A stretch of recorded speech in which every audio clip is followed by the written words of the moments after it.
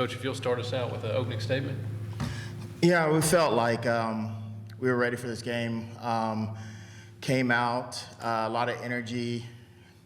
This one gets us a home run right away in the first inning. And Brissy's a tough pitcher to hit, has a lot of options, has a lot of different things she can do. But we felt like we were getting ourselves in position to barrel some balls up. Didn't have a lot of them go through that probably normally would have gone through. They made some plays. And then on the other side, SJ really felt like she was throwing well. They made some things happen at the plate and got some big hits when they had runners on. Ends up being a one-run difference. But I like the way we competed. It's tough in postseason because there's always, you're looking back at, oh man, if this one would have fell or this one would have got through, if we could have made this play. Couple of base running mistakes, miscues, but it's going to make the biggest difference in postseason. But really felt like it's a good tune-up for us, and it's good to go through this and get a feel for this right now, and really get us thinking some of the right things moving forward in the next week. Thank you, Coach. Raise your hand if you got a question. We'll come around to you. Yep. Coach, let's start with you. I'd like to get both of your thoughts. You started conference not the way you wanted to, obviously, right. Not most fun few weeks, but then you guys really, you went on a run, not necessarily like a huge winning streak, but like the way you were playing the series of games. What leads to that? I mean, it's easy to get down on yourself when you're 0-10 or whatever it was. You guys went the other direction. How did you go the other direction? I think it's kind of the same thing that got us to start well in February. We have a lot of seniors that want to win, and we have some good senior leadership, and you saw a lot early on in the season. This team had this never say die type of feel in every single game. I mean, like, I forgot what the number is. I think it's 20 comeback from behind wins on the season.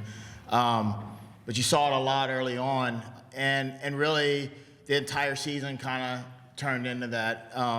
Going into conference, kind of we're trying to still figure out some things pitching wise, and you start looking at the first couple series. We go to Mississippi State.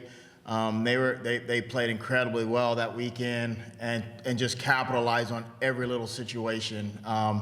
It was a tough environment to play, and then after that, I think we played 3 number 1 teams in a row. That has a lot to do with it as well. And we still, in every series, have at least a game or two where we maybe were in position to win or just need to kind of maybe close things out, and had some tough luck. But we, again, our leadership on our team really kept us from really just having that collapse that I think a lot of teams would have going through a month stretch like that. And just kind of kept our heads up and kept moving forward. We get a series win at Kentucky, and then realize, okay, the world's not ending. We're gonna be okay. And just kind of piecing it together. I think the Georgia weekend, watching our team just do some amazing things. Really challenged the entire weekend. But you saw a lot of fight in this team. It didn't matter the situation. We're just gonna figure out a way to win, and then you started seeing things start to kind of pick up again. We're able to get win 3. I think it was 3 out of the last 4 series. I think that's the biggest difference, or the biggest thing that probably played the biggest role. We have a great group of veterans that there's a lot of pride in what they do and they take in their game, and it's fun to watch them. It's fun to watch them compete, and I think it's going to set us up for a good showing in postseason. I can't imagine another team that's been as battle tested as we are. We've seen every arm possible and every just kind of combination that you're going to see thrown at you. And I think it's gonna help us. It's gonna help us continue to move forward. Where it's kind of tough, obviously, coming off this game, but we're still in position still come back and take that game over an inning. I think it was the sixth inning. So, we're gonna be able to go back, kind of work on some things, and get ready for regionals. You talked a little bit, Coach, about figuring things out for the NCC season and some of the adjustments you might make over the next 10 days. Can you expand on that a little bit? Are there any things differently you're going to do over the next 10 days to prepare for the NCAA? One thing, we got to rest our minds a little bit, take a couple days and kind of regroup a little. I think you kind of go through like January and you're able to scrimmage a little bit more and kind of work on some situational things that you're not really able to do that during the season when you have midweeks and then you're hitting the road or you got a conference series coming up. You kind of getting back to getting into a flow, probably being a little bit more aggressive on the bases and really taking advantage of reads, kind of eliminating maybe some hesitations that may happen there. Feel like defensively we've gotten better and better as the season's gone on, and we're gonna probably need to get a few of our other arms a little bit sharper and let them see some live hitters a little bit more, and then really increase our depth off the bench and get them some fresh looks off live pitching as well. So a little bit of everything, but it'll be nice to kind of get back and hit the basics again for a few days. Mike? Coach, kind of a 10,000-foot question about house versus NCAA 7 as far as what does it mean for softball if it gets provided in the past? It'll be, from what we hear, it'll be a pretty, it's going to be a big difference. And it's hard to comment on that because we still don't know the details of what scholarships are going to look like.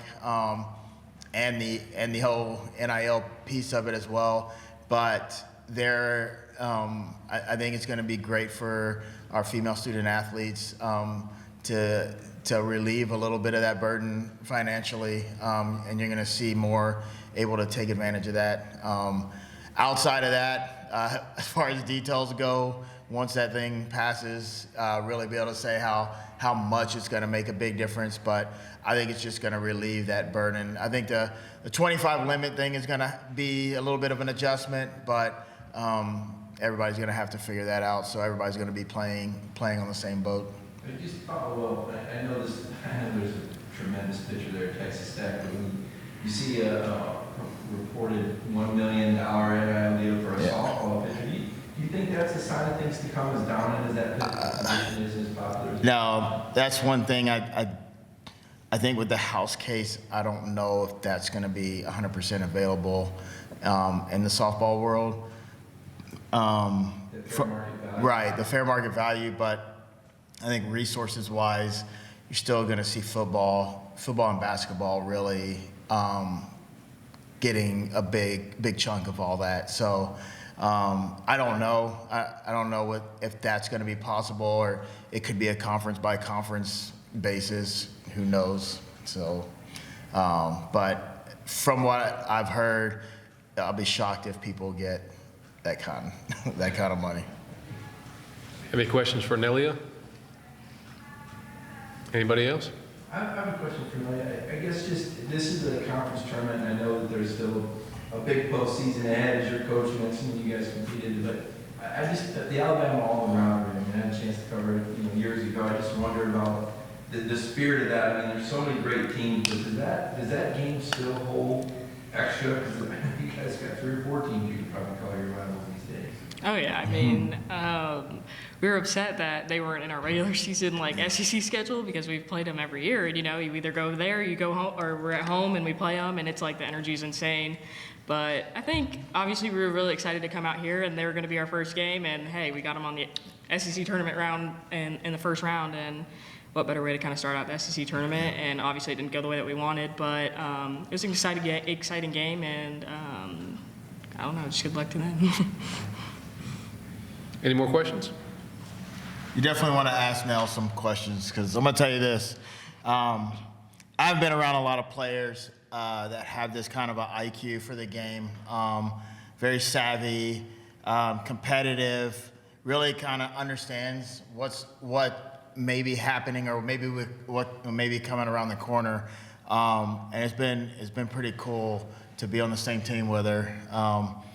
Tried to recruit her back in the day and didn't work out, but came full circle. But we're definitely glad to have Nell here, and we're excited for what postseason is gonna have in store for us. I guess I'd ask just about, I covered Georgia and they've done this remake with the facility everywhere. What makes for a good SEC environment, and what would you say about the changes that you've seen here? Obviously, some of these. I mean, I was here when you had all the green, big, tall trees back there, and you could obviously see the difference with the new indoor back there, and wow, what a wonderful job they have done, and just the facilities around. It's just an amazing thing to kind of see the growth throughout softball, and I know a lot of other people are kind of in the mix of doing that. I know Ole Miss just got their whole brand new stadium, and I'm sure the new indoor is on the works too of those things, but just the growth of that and just seeing how much you can see like the girls just inspiring just so many fans to come out and just give in or just want to see women's sports do good and just have those same benefits, I guess you could say, or it's the same access to facilities. But I was excited that we were able to come to Georgia and kind of see the new facility, and I'm sure that there's going to be some more growth all over the SEC in the upcoming years. So, yeah. Anybody else? Okay, thank you all. Thank you.